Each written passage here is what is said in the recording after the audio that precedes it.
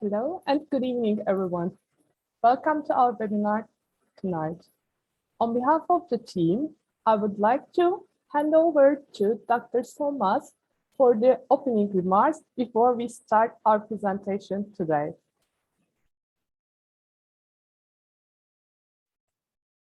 Hello, good evening, everyone, and also good morning if you are joining at another part of the country. We are very happy to have you this evening for the 6th version of our webinar series, on which we are excited about talking motivation and autonomy support in language class. As you know, VIP Learning Network is funded by US Embassy in Turkey, and we have 3 more webinars coming up in the sessions in the next months. So feel free to share our website and social media accounts. So good to see so many familiar faces, and I am really excited and happy that we have speakers from Canada and Turkey who are really great in their fields, and they will have a joint presentation. So I appreciate you taking time off the weekend and joining us. Özge Hocam, thank you for moderating this for us. It's on you. It is my pleasure. Thanks for the opening remarks. And now I think we are all really looking forward to today's presentation. So we have 2 speakers tonight with us, but 1 presentation. So I would like to introduce our speakers tonight. We have Dr. Noels and Dr. DİNÇER, and I would like to start with their biography, and then I will hand the screen over to them. So Dr. Noels trained in linguistics, psychology, and communication, and she's currently a professor of social and cultural psychology in the Department of Psychology at the University of Alberta, Canada. Her research interests focus on the social, cultural, and psychological processes involved in learning additional languages and the implications of language learning for ethnic identity and intercultural relations. And this research has received awards from the Modern Language Association, the International Association of Language and Social Psychology, the National Communication Association, and the Society for the Psychology Study of Social Issues. Congratulations, by the way. And she has served on the executive committees of the International Association of Cross-Cultural Psychology, the International Association of Language and Social Psychology, and the International and Cross-Cultural Psychology section of the Canadian Psychological Association. So welcome, Dr. Noels. It's our great pleasure to have you tonight with us. And I would like to just quickly jump to our second speaker tonight. Dr. DİNÇER is an associate professor in the Department of English Language Teaching at Erzincan Binali Yıldırım University, Turkey. Currently, he serves as the editor-in-chief of Erzincan University Journal of Education Faculty and co-editor of Psychology of Language and Communication Journal. His primary research interests center on the self-determination theory in language learning and include language learning motivation, learner autonomy, and student engagement. Presently, he's concerned with autonomous language learning with technology beyond classroom. So I would like to welcome you, Dr. DİNÇER, and it is great pleasure to have you both, Dr. Noels and Dr. DİNÇER, and I'm going to leave the screen to you, so the screen is yours. Welcome again. Thanks so much, Özge Hocam, for your nice introduction. So I will share my screen first, and this will be a joint presentation, and Kim and I will be presenting together. Yes, thank you for the kind introduction, and it's a pleasure to be here.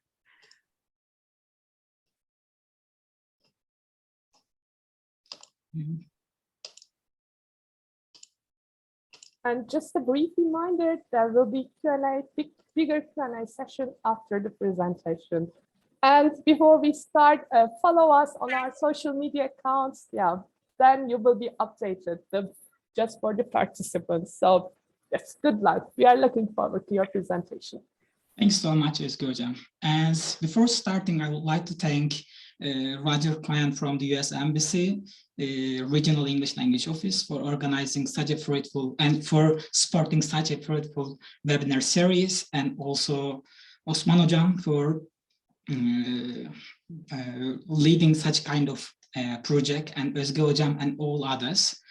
So we are very pleased and we are very honored to be here and present our research and our area of expertise. I hope it will be a fruitful webinar and we will get something while leaving the session. And let's look at today's agenda. And in today's agenda, we will be first talking about language learning motivation and self-determination theory, motivation theory, and also its relationship with autonomy. And after that, I will be giving some tips in practice regarding supporting motivation and autonomy in the classroom. And as a last, there will be a discussion part and a question and answer part. So before delving into our topic and starting our presentation, we would like to get some idea about our presenter, our audience. So we would be so happy if you go to Menti.com and answer our first question. So how do you describe yourself as a language teacher? So to ease the process, I will copy and paste the link of Menti for you so that you can directly access the Menti questionnaire. So, and Özge Hocam also, you might help me. Yes. Yes. The link is already in the chat box. Yes, please just click the link so that you can directly join the Menti questionnaire. So the first one is just, okay, how do you describe yourself as a language teacher? So we have about over 30 participants. It's so nice to see that, okay? So we'll just get some idea about our participants, whether you are some motivated teacher or a little bit demotivated because of some external factors, or just an ambitious EFL teacher, EFL pre-service teacher, sorry. Okay, so good. So there are 70 entries and so nice. Let's look at the results. I think that's enough, and a huge participation rate. Okay. Okay. So when we look at the results, almost half of the participants says that I'm trying to do my best. I have both demotivated students and feel too much administrative pressure. And also we have some ambitious pre-service teacher candidates too. So we're dreaming to have eager students. And very few participants says that I'm demotivated to teach and I lost the joy of teaching. So, okay, thanks so much for sharing your ideas. So it was so nice to see that, okay. But in general sense, we see that our teachers, our pre-service teachers also trying to do their best, but there are a lot of factors outside the classroom, so that sometimes we have demotivated students or some external things like curriculum or some administrative pressure, so that maybe we are not showing our own potentials. Thanks so much. Okay, let's move ahead to the next question. So this one is a little bit easy one. So what words come to your mind when you hear the word motivation? So, okay. Do you see the second question? Yep, I think. So, any word that comes to your mind when you hear the word motivation?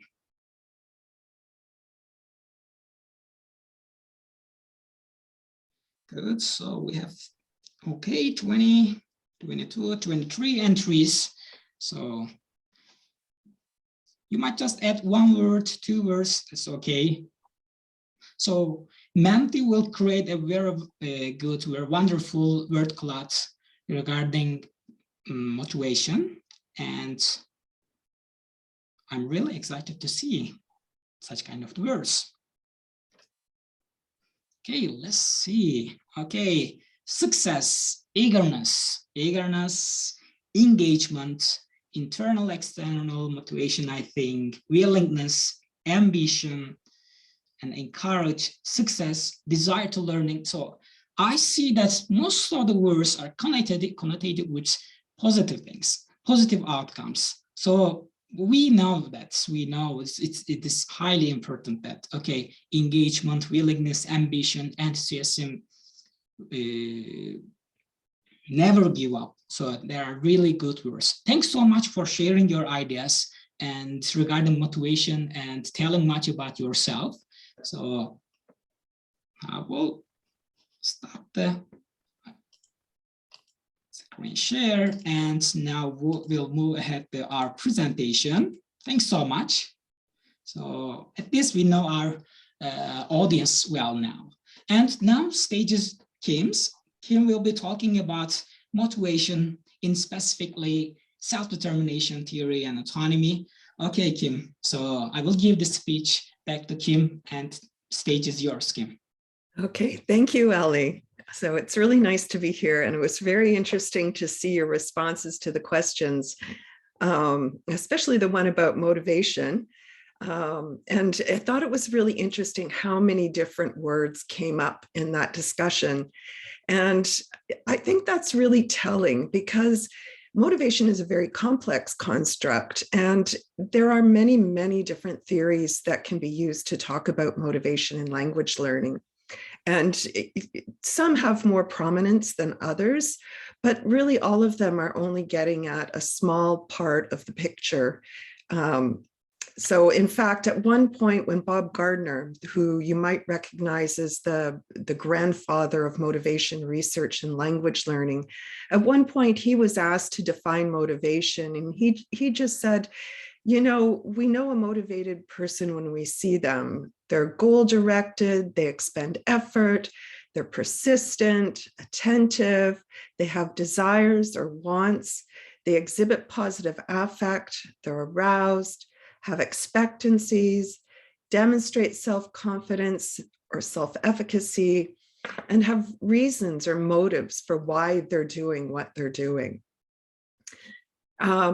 So I want to suggest that there's many ways to look at motivation, but Ali and I have been using one particular theoretical approach, self-determination theory, that I think does a pretty good job of accounting for language learners' motivation. But of course, it doesn't tackle everything.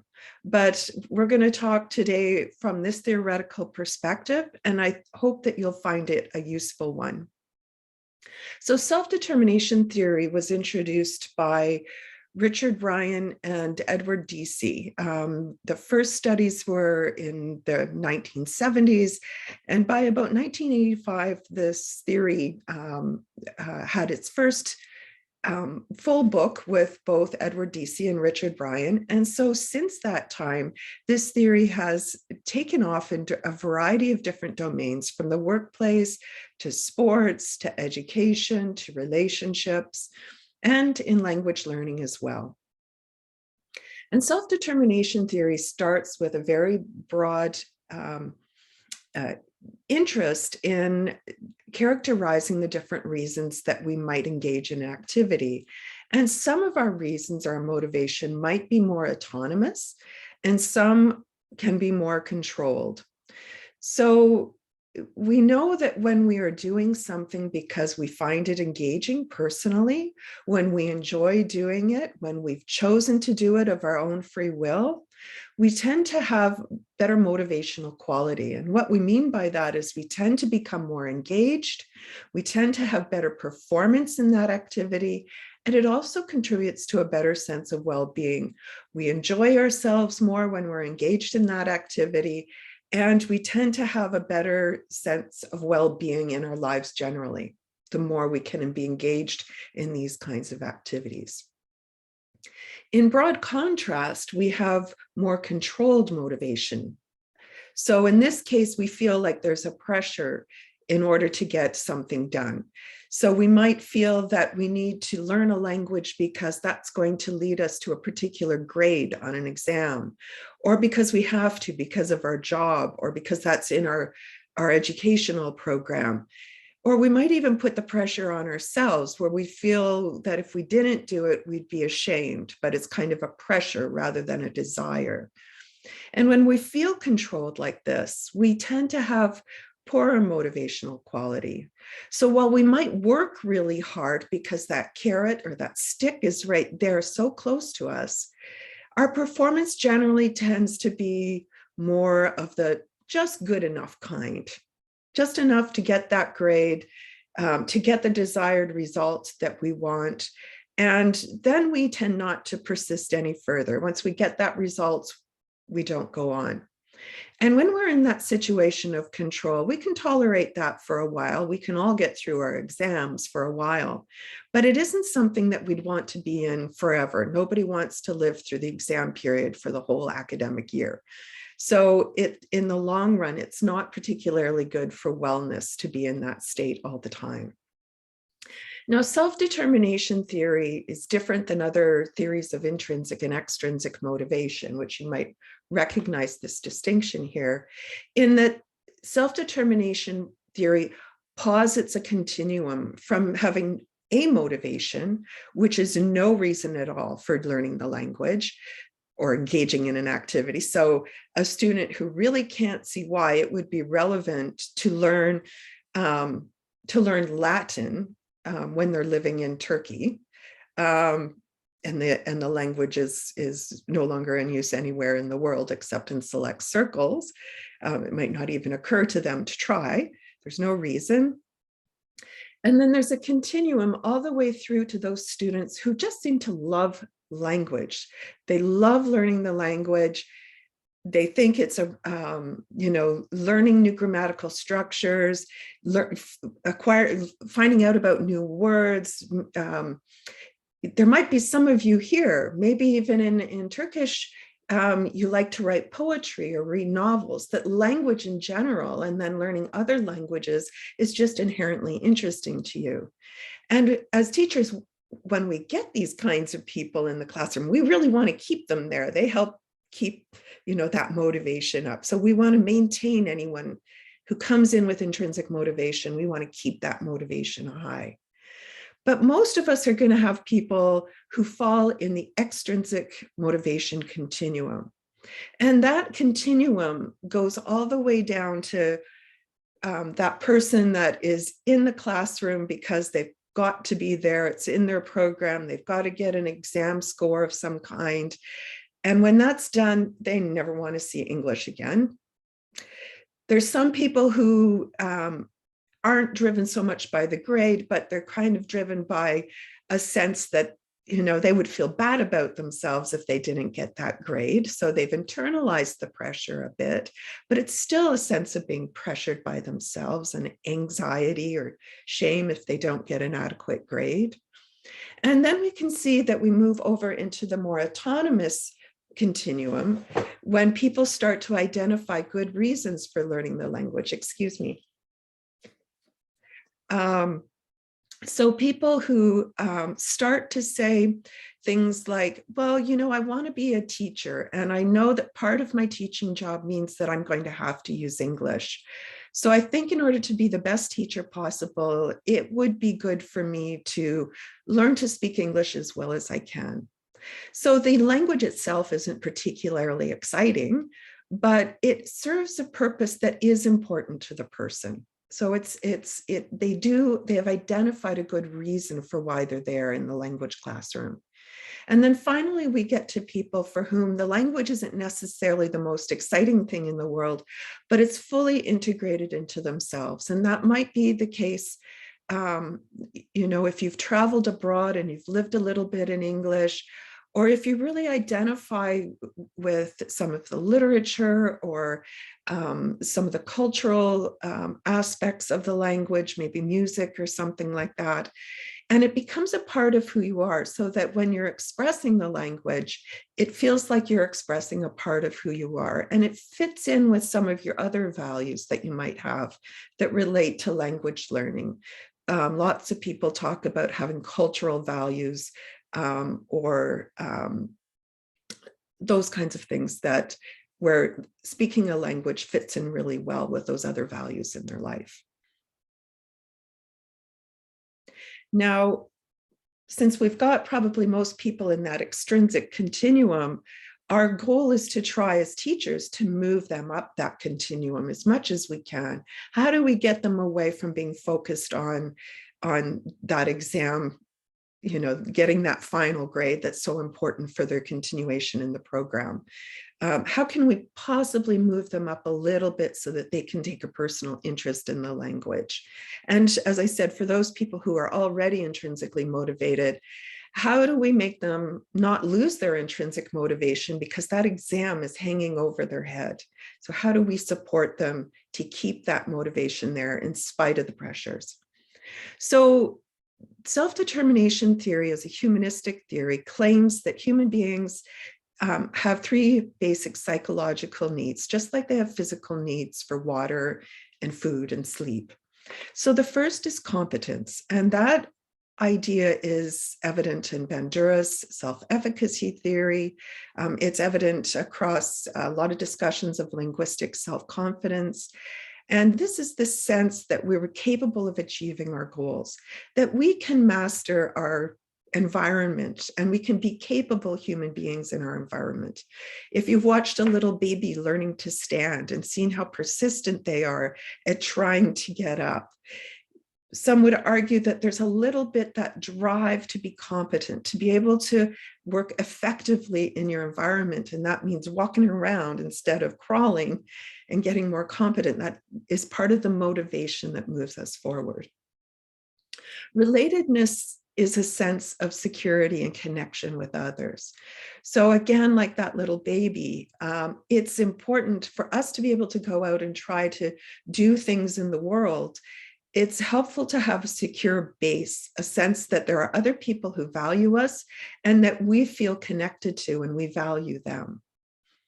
And what sets self-determination theory apart from the sense of competence and the sense of relatedness, which is also quite prevalent in other motivational theories, is autonomy.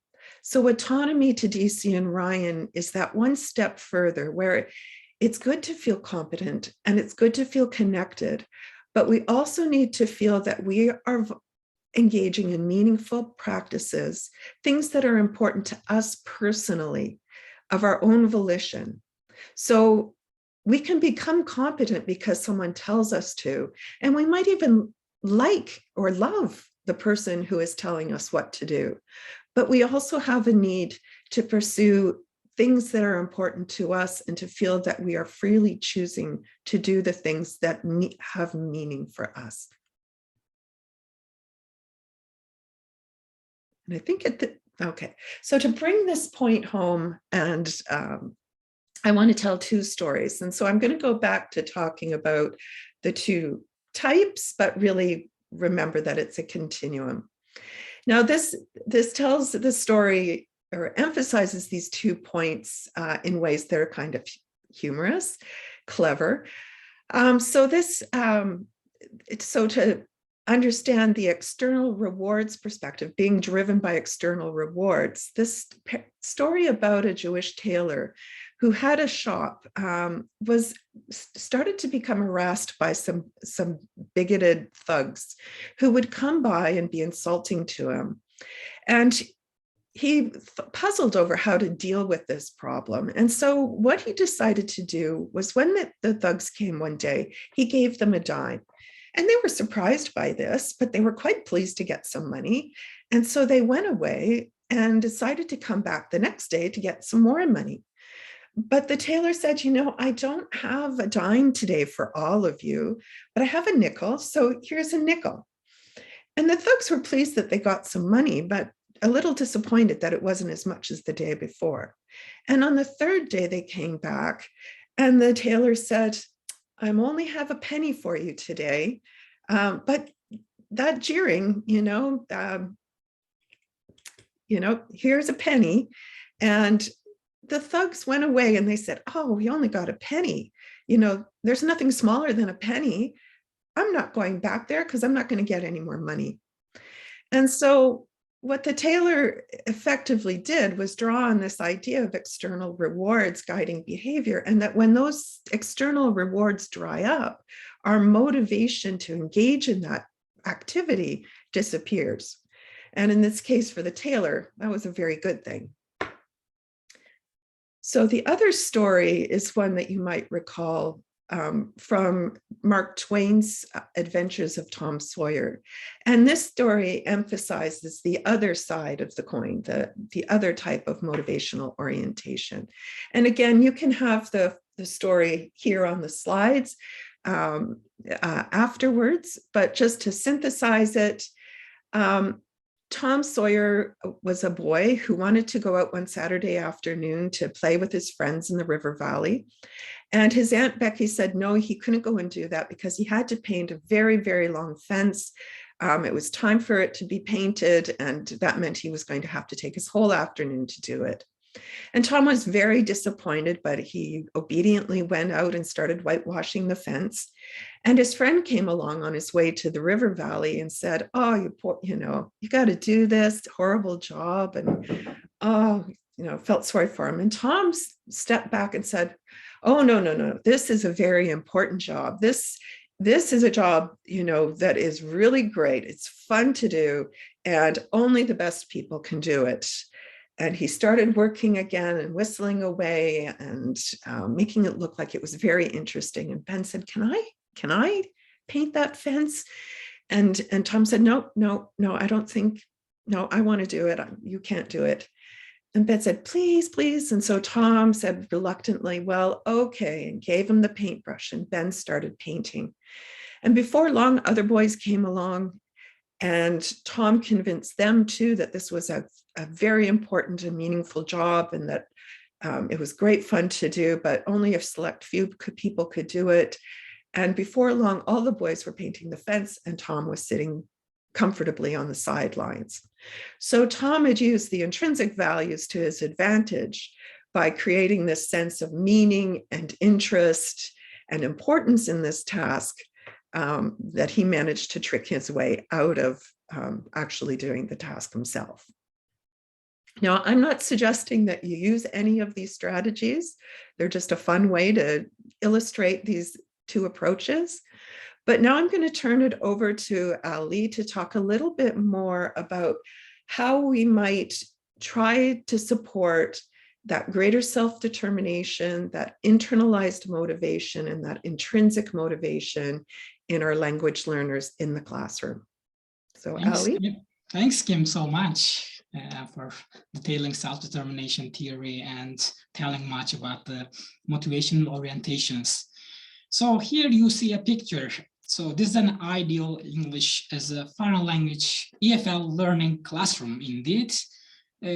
So in such kind of classroom, students are happy, they are raising their hands, they are engaged, and the teacher is happy because the students are learning. But indeed, this is an ideal thing. So we know that ideal is a little bit far away. So because what we have found in our classrooms are just some average students or some typical EFL learning classrooms. And in our classrooms, we have demotivated students, unhappy students. Sometimes they are disengaged, and sometimes they show some misbehaviors, and there's poor performance, unfortunately. So I think most of the EFL teachers have such kind of typical EFL learning classrooms in their context. And also we know that language learning is a tough job. So it takes a lot of time, it takes a great energy, effort. So it is difficult, especially in our contexts, indeed, in EFL contexts. And also we know the reality that, so when we look at the statistics or some data, it says that, okay, unfortunately, we are not Turkey. So we are not a good position in terms of learning, teaching English. So here you see just one of the statistics and English proficiency index. As you see, Turkey's position is not good among 112 countries. We are at the 70th level and with low proficiency. And when we look at the case of the Europe, unfortunately, we are almost at the end of the list. So we know the problem. So we know and we admit that. And ambitious teachers are trying their best. I know them, and I'm doing my best also in my own context. But when it comes to the reality and change, it is really difficult, because when we ask our presenters what kind of problems they are living, so I'm sure they can say a lot of problems. Most of the problems are related to their outside about their classrooms. So they are complaining, maybe they are complaining about the curriculum, system, administration, or students, or books. So we can enlarge the list. And so we know that one, but we know the realities. But when it comes to the change, sometimes we cannot find the teachers who really want to change. Maybe they don't know how to change, or maybe they are not maybe they are not free to change something, or maybe they are just afraid of change. So in this presentation, I will try to give some hints regarding change and some tips for the teachers, EFL teachers, who really would like to change and at least change something, one thing in their classrooms. So first of all, we need to understand our context well in order to help our students. And from our perspective as a researchers, we believe that autonomy supportive contexts are important. So because if you create such kind of environment, at the time you take the center, you take the focus of your learner's frame of reference in the classroom, and you nurture, let's say, intrinsic motivation, and you increase the achievement, and you try to use some external rewards, grades, punishments, such kind of extrinsic things a little bit less. So how can we create autonomy supportive context at that time? So sure, with a motivating style at that time. So autonomy supportive teaching, autonomy supportive motivating style. According to Reeve, according to most of the self-determination theory surveys. So we say that, okay, in a classroom, so your motivating style ranges from one end, a highly controlling style, to another end, a highly autonomy supportive style on the other hand. Also, it is quite difficult to list some items regarding for all of them, because we know that, okay, no two snowflakes are ever the same, just like your context, your teachers, your abilities. So it is quite difficult when we talk about motivating style. But this is just two extreme ends. And like self-determination theory, like motivation continuum, also motivating style is a continuum, a bipolar continuum. As I said, on the one side, a highly controlling teacher and giving the message to their students, here, I'm your boss, I'm the authority here, I will monitor you, I'm here to socialize and change you. But on the other extreme side, we see that, okay, the teacher gives the message implicitly, explicitly and give the message that, okay, I'm your ally, I will help you, I'm here to support you, I know your strivings and I will support your strivings. So generally your motivating style ranges on this bipolar continuum indeed. And there is also a neutral indifferent side too. And these are just two extreme examples. And let's delve into motivating style a little bit more. Here, the controlling style, a highly controlling style, what does it mean? So in a highly controlling style, So it reminds us a little bit old-fashioned, let's say, language teaching methods, grammar translation method, or some behavioristic psychology methods that we applied long years ago in our classrooms. At the time, as a teacher, you give the message that, okay, I'm authority, I'm sage on the stage. So you accept a teacher-centered perspective, and you object your learners' thoughts, feelings, actions, and you try to canalize or make your students think just one way or learn something in the way that you want. But this is, as I said, it's a little bit extreme side, the controlling style. And with cognitive language teaching, with the with the eclectic approaches, with the modern approaches, luckily we have limited number of controlling teachers in our contexts. I need to say that one. And when we try to prescribe some behaviors for the autonomy supportive behaviors, of course, we can list a number of behaviors. Here you see some of them, like, okay, listen carefully, create some opportunities for your students to work in their own way in the classroom. And when you provide opportunities, give choices, praise the signs of improvement, mastery, encourage your students' effort, persistence, or respond to your students' questions, comments, arrange the classroom setting, seating arrangement, or communicate a clear acknowledgement of students' perspective. As you see, we can list these behaviors. We can give increase this list. But to make it a little bit concrete, I will try to summarize this one with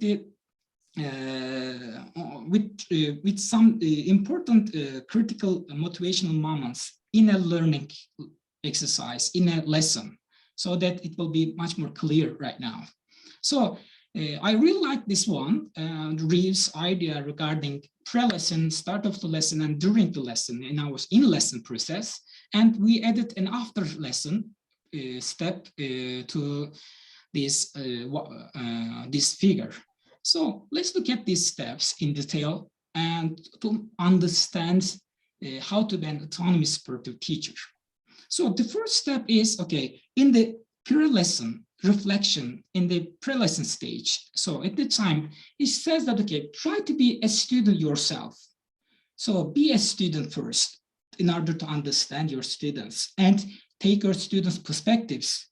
And when you introduce a topic, so try to say, okay, here is the plan for today. Does that sound like a good use of our time? Any suggestion?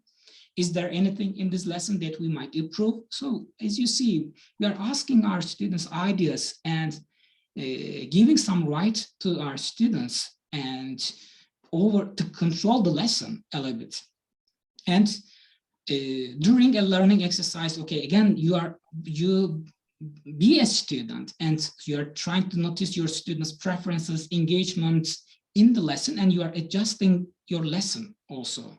Or at the end of the lesson, by conducting some formative assessment tools, like some reflection cards, just like including some emojis or some index cards, just asking your students to get some feedback regarding your lesson. So you might adjust your lesson by taking such kind of anonymized feedback for the next one. So that this is the pre-lesson stage and planning and preparing your lesson. So the first step, the key step is indeed be a student yourself to help your students. And the second one is, okay, when the lesson begins, at the time you try to vitalize your students' motivational resources. So ask them what they would like to do within the context of an activity, and then allow and help them to do it. So vitalizing motivational resources are related to intrinsic motivation, creating some interest, creating some curiosity in the classroom, and fulfilling our students' basic psychological needs, indeed autonomy, competence, relatedness. Relatedness is related to belongingness in the classroom. So you might create it with cooperative learning exercises, some face-to-face interaction exercises, some dialogue exercise, so with some communication games, such kind of things. And competence is related to accomplishment, and by introducing the task that my students can fulfill, can do in their own level, own proficiency level, so that they feel themselves competent in successing an exercise. And autonomy is all the time, okay, providing choices and making your students be in synchronization with you also. And the third stage, indeed, third step is, this is an in-lesson stage. At that time, we are focusing on addressing and solving the problems that arise in the classroom. In other words, so in the classroom, in a lesson, so when you introduce an exercise, okay, your students always think that, why should I do it? So this question is in their minds. And at the time, if their answer is like, okay, I'm doing it just because my teacher said so, or just because it is on the test, or just because it is good for me. No, of course, such kind of explanations would be, so it would be unsatisfying, and also they will signal controlling language teacher behaviors. So when you introduce an activity, when you introduce a request, all the time try to give some rationale, so that providing a rationale will be meaningful. And while introducing a request, it is advised that, okay, first give the rationale first, and after then the message. So instead of saying after lunch everyone needs to be seated here by 1 p.m. No, just say, okay, just try to say the request rationale first. Okay, we have a special activity that starts precisely at 1 p.m. and I don't want you to miss out the fun parts. Okay, let's try to be here before 1 p.m., such kind of things. So rationale is important, and try to give the rationale whenever you introduce an exercise to. Another issue is, okay, about the in-lesson process, about handling students' negativity, acknowledge and accept. So you might be doing really good exercise, activities, techniques, everything might be good on your side, but on the student side, sometimes your message is not transferred to them. And at that time, there might be some problems. And just try to understand that, try to acknowledge the problem of students' boredom. And definitely they will be giving message with their eyes, with their behaviors, with the noise in the classroom. So try to take those messages. And at that time, instead of pushing your students to do the exercise, just stop the instructional flow and try to add a B plan, or try to add something new and try to get something, try to get some opinion, or just change the exercise. Okay, when there's a negativity, just acknowledge it and accept it and try to change it. And also words are really important. So some simple words like models, saying you should, you must, you have to, you got to, such kind of things are a little bit pressuring language. So that if you're an autonomous teacher, so we don't like pressuring language. Instead, we like some informational language. Whenever you give some feedback, also try to make them concrete, try to give extra hints. So why you like it, why you don't like it. When you give feedback, talk about the requirements, address the student's negativity, always, okay, be careful about the language that you use, and your language, your words must be welcoming to the activity, so that you help the students make the progress in diagnosing the problem and solve it. And at that time, most of the time, your students will understand you. And the sixth step is being patient. And this is an in-class process, okay, especially in language classrooms. When we introduce the exercise, sometimes our messages are not transferred to students, and sometimes students might leave some problems about understanding or achieving the exercise. just at the time, be patient. Don't push your students to do the exercise. Just as I said before, okay, acknowledge it and be patient. Learning and understanding take time. We know this one as a teacher because we experience this one a lot. So just listen, watch, try to observe, try to be responsive, and wait some signals when your students need help. Provide encouragement efforts or offer hints when students are stuck. When you introduce an exercise, a grouping exercise, such kind of things, just observe your students. Be there, be in the classroom when they need, and try to offer some hints when they need. And definitely, it's about patience, and you need to wait calmly your students' inputs, and you need to give them time and space. And the seventh stage is after lesson stage. Indeed, most of the exercise that we do are behaviors that we show are related to in-class performance. But we know that, okay, language learning is not just something that you can learn just in the classroom. So we need to extend our behaviors out of the classroom too. Definitely, you are using online language learning, online tools in your classrooms, and definitely some teachers are using some flipped learning approaches or using some extra online learning platforms to support their students, or giving some extensive reading or extensive listening, such kind of exercise that your students do behind the classroom. But even at that time, okay, you need to extend your autonomy supportive behaviors beyond the classroom. At that time, we will reach high proficiency of language achievement and development, definitely.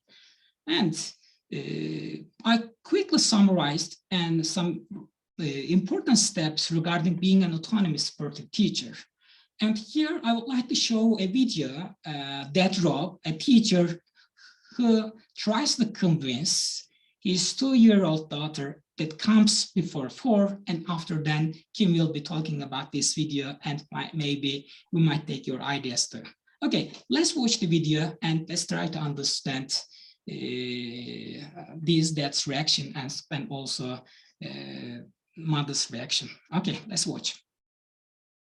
4, 5. No, 1, 2, 3, 4, 5. No, it's 1, 2, 3, 4, 5. No, it's not 1, 2, 3, 5. It's 1, 2, 3, 4, 5. No, that's 1, 2, 3. How you gonna tell me? How you gonna tell me? I teach this every day. It's 1, 2, 3, 4, 5. No, it's 1, 2, 3, 5. No, it's not, Aaliyah. It's 1, 2, 3, 4, 5. No, it's 1, 2, 3, 5. No, sweetie, it's 1, 2, 3, 4. No, that's 1, 2, 3, 5. No, no, it's 1, 2, 3, 4, 5. No, that's 1, 2, 3, 5. Aaliyah, it's 1, 2, 3, 4. No, Mommy, that's 1, 2, 3, 5. No, you're skipping 4. You're skipping 4. You can't just leave 4 out. It's 1, 2, 3, 4, 5. No, that's 1. Sorry. 2, 3, 5. No, no, that's not right. It's 1, 2, 3, 4, 5. No, that's 1, 2, 3, 5. Aaliyah, I'm not gonna keep going back and forth with you. It's 1, 2, 3, 4, 5. Yeah. Yeah. Count 1, to 2, 3, 5, Mommy. It's 1, 2, 3, 5. It's 1, 2, 3, 4.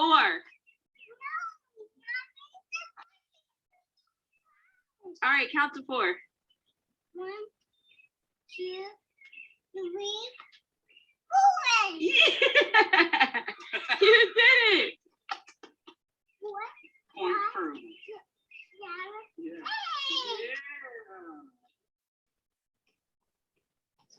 Okay, Kim. Okay, I fall in love with that video every time I see it.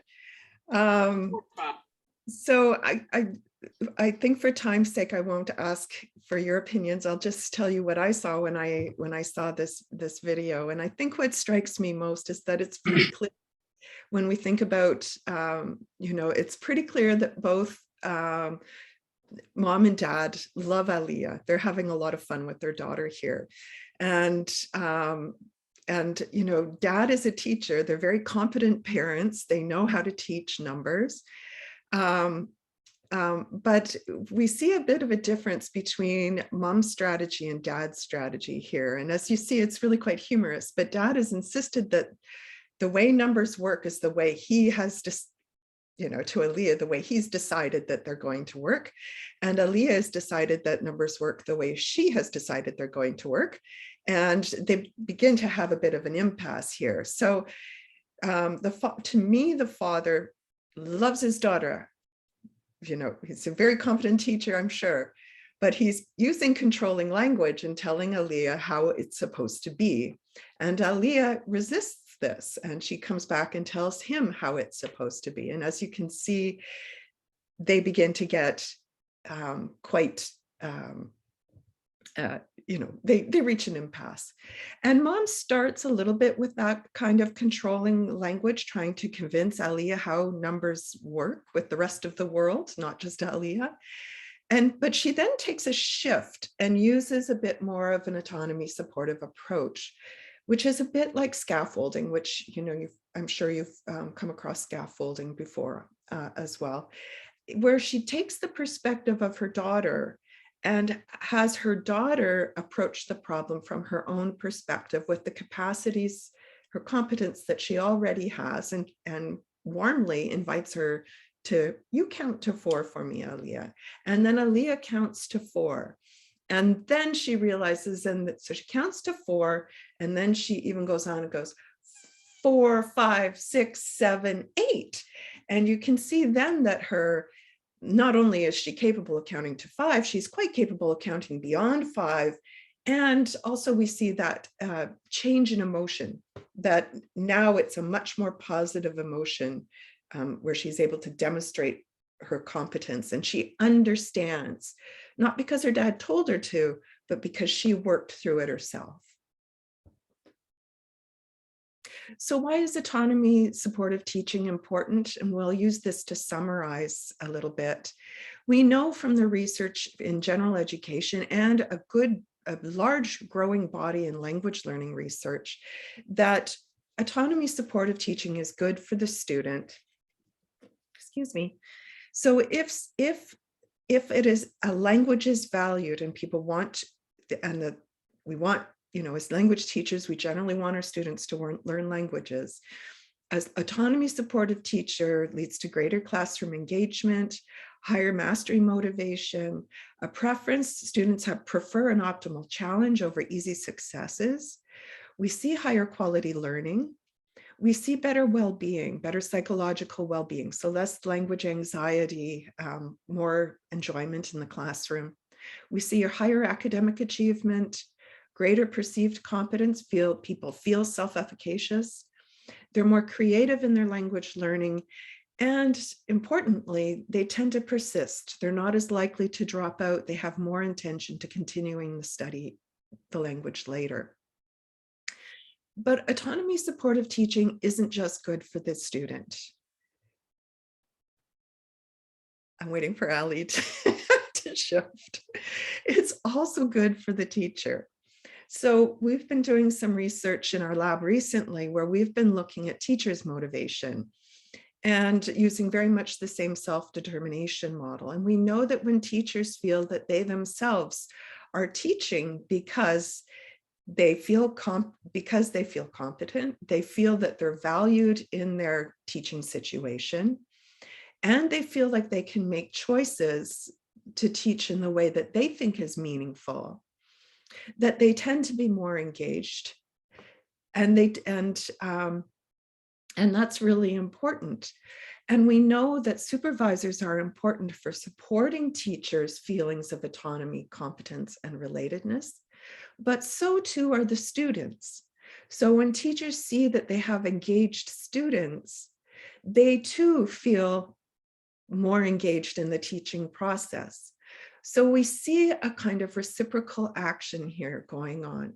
So the more our students become engaged, the more we become engaged as teachers. Of course, we need the supports from our supervisors.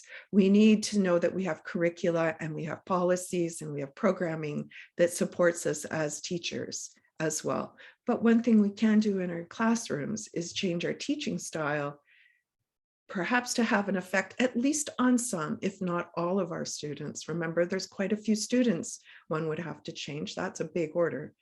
But that can feed back into our own motivation as teachers, and we get the benefits from that. So as a final message, I think it seems like a big order to be teachers that motivate people. But remember that we can't motivate people. People motivate themselves. We can only work to create the conditions where people can motivate themselves. And I think that's an important point for us to end on. So thank you very much for your attention. And I'll turn it over to Ali to lead the questions. Okay, thanks, Kim. Okay, any question parts? So that's now we will try to answer your questions. Yes, okay, first of all, thank you very much, yes, for the great presentation. I think, I'm sure that like your participants love it a lot, and 1, 2, 3, 5 million times thank you, let's say. Thanks so much, Özge. It was so interesting, and we have a lot of questions, yeah, in our Q&A section. So yes, if you are ready, I would love to start.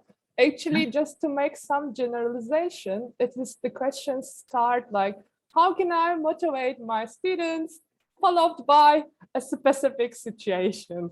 So yes, just beware of this, and then I will start like the first question. And yeah, feel free to like take turn and you can answer. The first one is how to increase self-motivation in young adults in terms of intrinsic motivation. Okay, thanks so much. So working with the young adults is really difficult because so they are young, and generally we tend to use some external rewards, some candies, some stars, some such kind of things. So it's really quite difficult, definitely. So it is different than working with the adults, but definitely. We need to nurture their autonomy and their choices and their competence, their relatedness, such kind of things in the early stages. Because in our context, I say that, okay, when I provide choices, most of the time my students cannot tell me their ideas, and they cannot give me some clear ideas regarding their choices, their ideas. So that we need to start from there at the beginning. So, and also supporting intrinsic motivation is not, or when we talk about the motivation, it's not just something that we can do at one step or with one exercise, one activity. Definitely it will take quite time, and we need to be patient. So we will design the activities that definitely fits our students' level and try to create some interest at the time. Definitely we can touch upon that young learners' feelings. As I said, working with the candies, okay, it is good. It is good at some degree, but we shouldn't use a lot, because rewards in education, we know that it is a double-edged sword. So sometimes it is helpful, but if you use a lot, that sword definitely will harm you. So this is my idea. Maybe Kim adds something more. I think Ali has touched on a lot of what I would say. I think that the key to supporting their autonomy and making their decisions is finding out who they are. So, and not assuming that because they are 13 that they have X, Y, and Z interests. So I think that would be the first step. Yeah, I don't think I have much more than that to add to what Ali has said. I think that's a good response. Thanks, Kim. Thank you. And maybe, you can see a lot of thank you messages in the chat box as well. Yes, and for Saturday night, we have almost 300 participants. That's a great number. Yes, so that's why we have a lot of questions as well. Thanks so much. Yes, before we move into question, I just want to briefly remind our participants about our social media accounts, and there will be a survey link for the participants to get feedback for our webinar. So you can see the link in the chat box. And moving to the next question, especially thinking the non-English environment context, how can I motivate my students to learn and speak English? Yeah, actually when this English is only limited to classroom environment, how can I motivate them? So this is EFL setting, and generally we say yes, EFL setting. So, and most of our teachers also know that, okay, though there are lots of opportunities, so internet with the COVID-19, so internet is everywhere and it is ubiquitous. We know that one. But when we use something for educational purposes, at this time, it starts to demotivate students. So we need to find the point, fun and education part. So while extending our students' learning beyond the classroom. So it shouldn't be a punishment, as I said. So I did some research about the autonomy support beyond the classroom, and I see that sometimes our students are learning much more than us in the classroom. We have some really good students that are just learning outside the classroom because we focus on that. We focus on such kind of students too, with my colleague Tuba. So we focus on the good language learners. So what are they doing that one? And most of them, they say that, okay, so they say that classroom setting is not motivating for me and I'm not learning something. So I'm doing the classroom exercise for just as it is duty. And they found the fun parts outside the classroom. So they used YouTube, they used Instagram, they used various tools on their own, and they try to, what we see that those students create a community beyond the classroom indeed. So they have their own, so they might speak with their friends in the classroom, outside the classroom in English. So also our students in the department also doing that one. We have some students speaking in English all the time, even in the WhatsApp, in the telephone, such kind of things. They are just trying to do something. But what I see is more autonomous learners are generally finding their own way, and they are playing some games, and they have some environments, some virtual environments, and they are using that virtual environments for their own sake. And after a stage, so those learners those learners are using that virtual environments not just for learning, so because it becomes their part, so that they learn, they forget the time, how the time flies at the time. They just practice and they just use the fun part. As I said, as a teacher, our role is extend our autonomy supportive behaviors beyond the classroom and canalize our students to use such kind of tools too efficiently. But while canalizing, while directing, guiding our students, and we need to be very careful about it. So we need to be, because it shouldn't be perceived as a punishment, or it shouldn't be perceived as a reward something. So just try to create some virtual atmosphere for our students and create a community beyond the classroom. That's true. Thank you. Yeah, especially during these times, right? Yeah, virtually. Yes, I think, yeah, the students are a bit in a lucky position comparing to our times, I guess. Definitely, you are very true. Yes. So, do you want to add something, Dr. Noels, or should I move on to the other questions? I think Ali covered that very thoroughly. So. Okay, then. So I will just there is one question from the perspective of teacher candidates and asking about the teacher candidates who don't have a self-confidence or unmotivated, since the job that they will do requires self-confidence throughout the whole life. So do you think that they are ready for teaching? So it's about so I'm a teacher educator. I'm working in the area over 13 years and I know my students well. So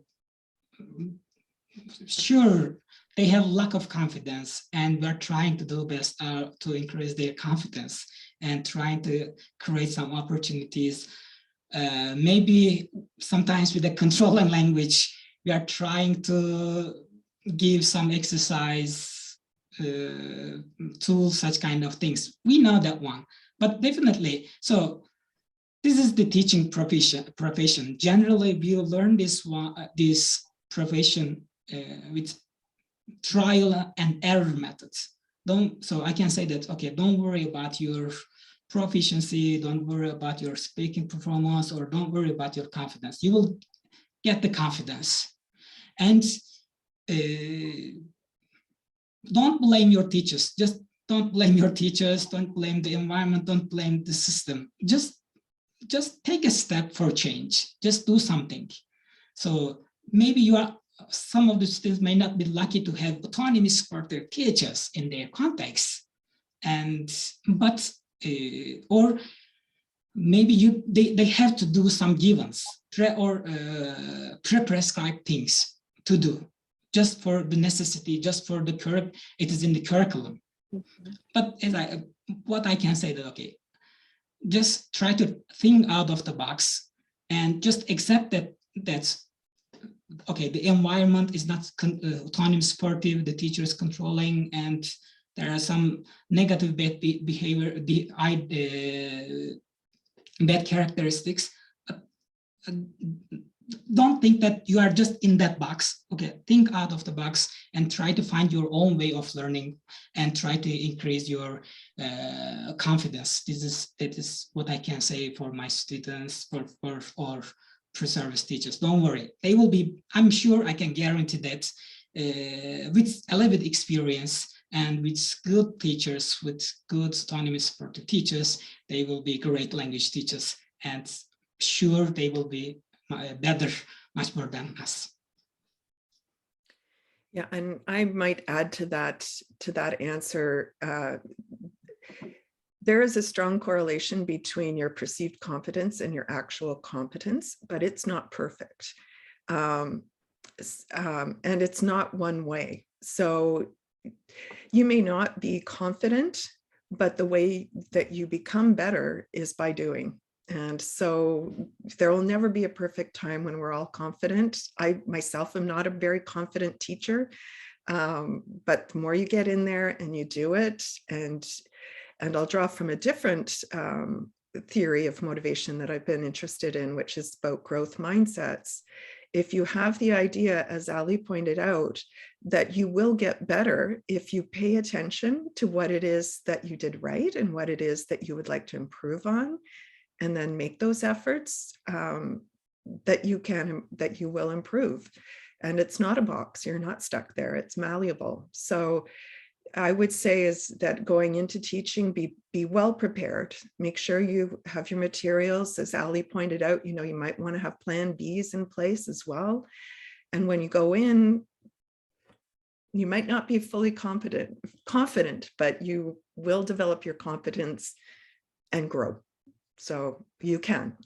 It's partly mind frame. Of course, other things matter. There's always difficult classes. There's always difficult teaching environments.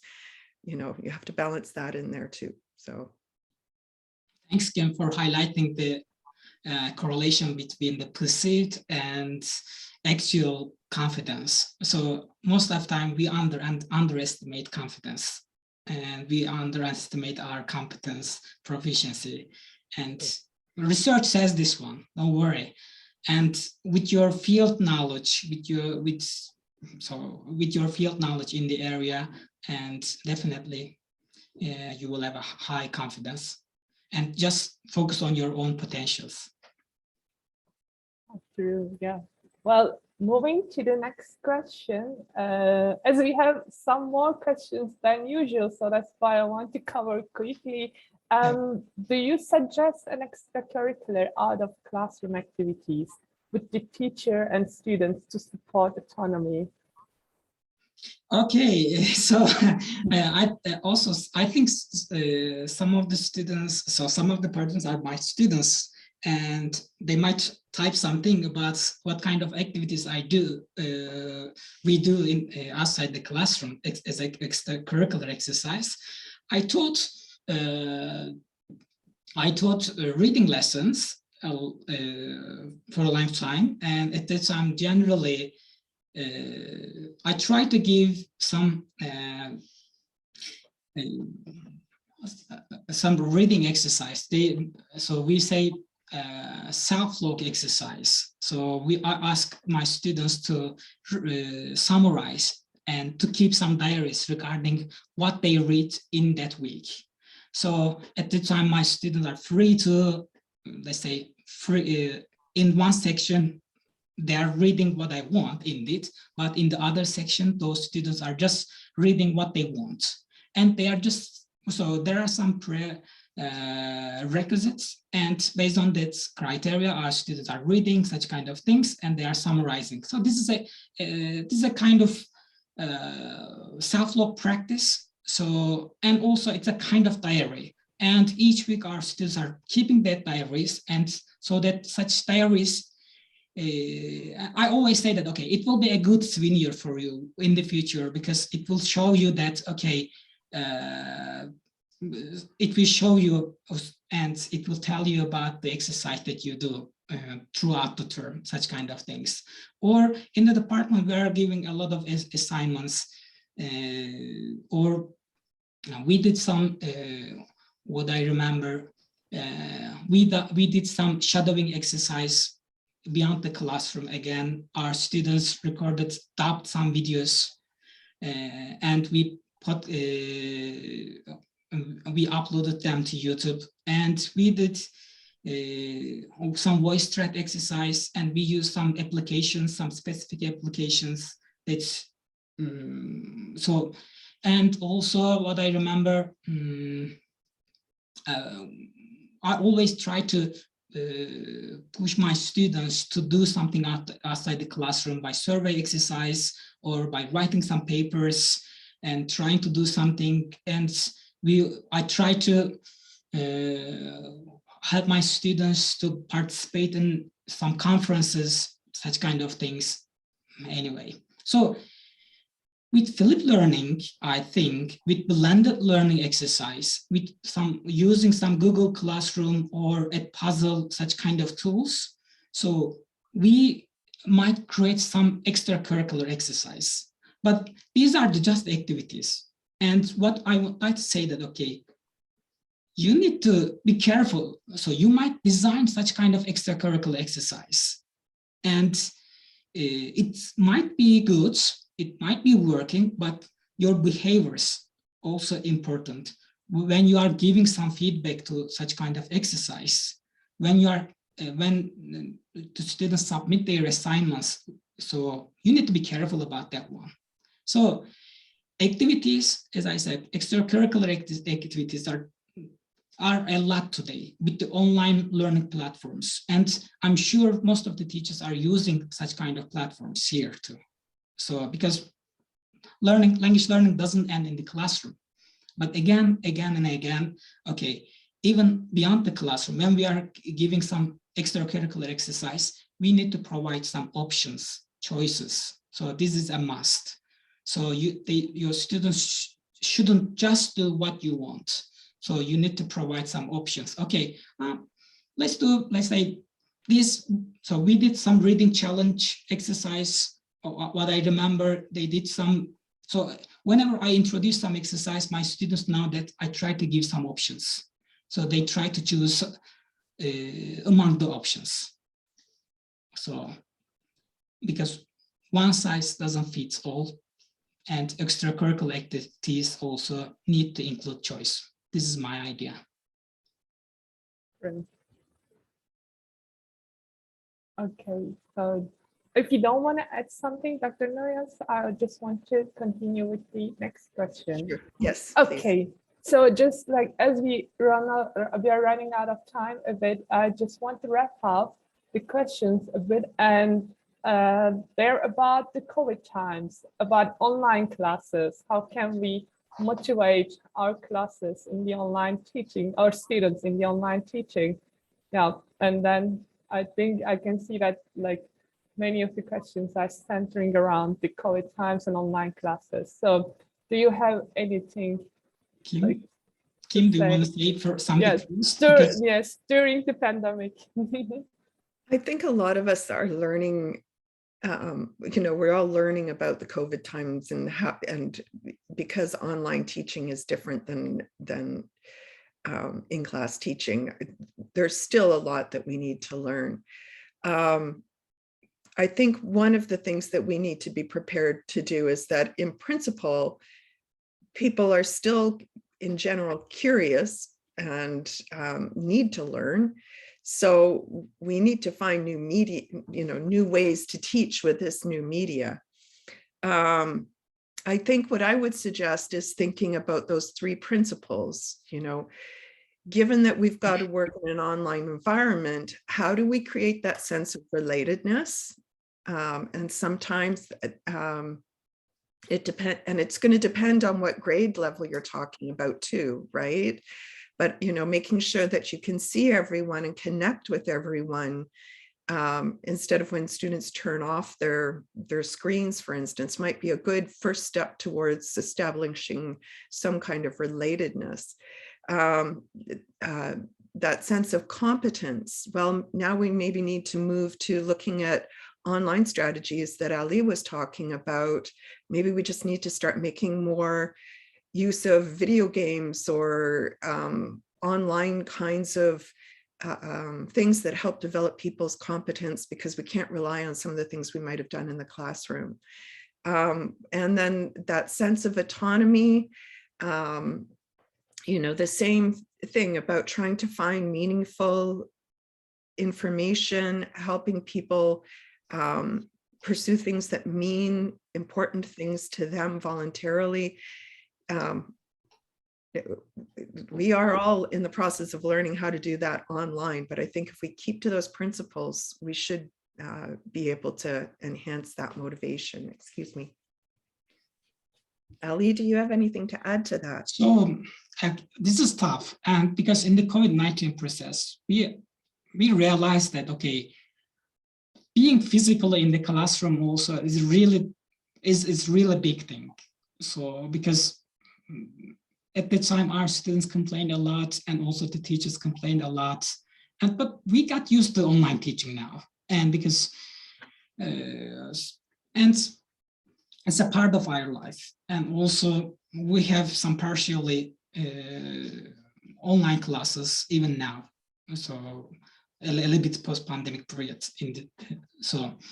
and it is really tough to motivate on the online platforms, definitely, because most of the time we are offering compulsory courses. So compulsory courses says that, okay, there are some events, okay, there are some so we expect some outcomes, so and we have some limited time, and during that limited time we try to accomplish those outcomes. And because the authorities, administrative, university, or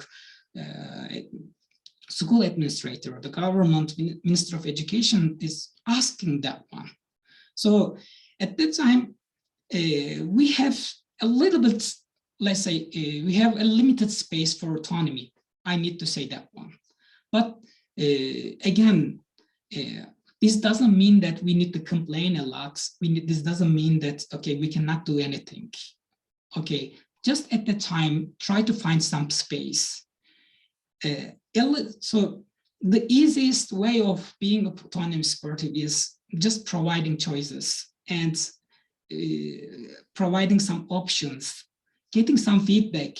And maybe you are not physically there, but you might be emotionally there by giving some feedback, by saying good things. So again, definitely we are designing really good classes, really good presentations. We are using really good applications, but we don't know our students, what are they doing? Sometimes they are sleeping in their beds. Maybe it is an early time. So we know that such kind of problems. But as a teacher, our duty is, okay, again and then again, even though atmosphere is demotivating, okay, try to show that, try to implicitly or explicitly give the message that, okay, I'm here. I will help you whenever you need. So again, this is education and this is teaching. I always say that, okay, we don't get the reward, we don't get the food just after each lesson. It will definitely take time. True. Yes, true. Wow. Yeah, it has been an excellent time tonight. Yes, so I wish we had time to go through all questions, but unfortunately, I think we need to stop here. Yes, and okay, I think, yes, it's good to share your email addresses. Yeah, for more questions, they can just like shoot an email to you, I guess. Yes, it's such a nice thing like to have you two, Dr. Noels and Dr. DİNÇER, with us tonight. Thanks for joining us.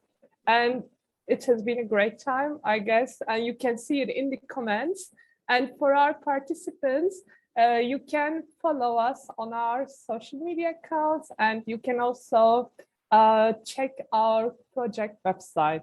So stay with us for the next webinar, which is going to be in March. And thank you very much once again, yes, Dr. DİNÇER, Dr. Noels, for your great presentation. Very much. Thank you very much. Thanks for your time. Thanks all to our audience and listening. Yes, yeah.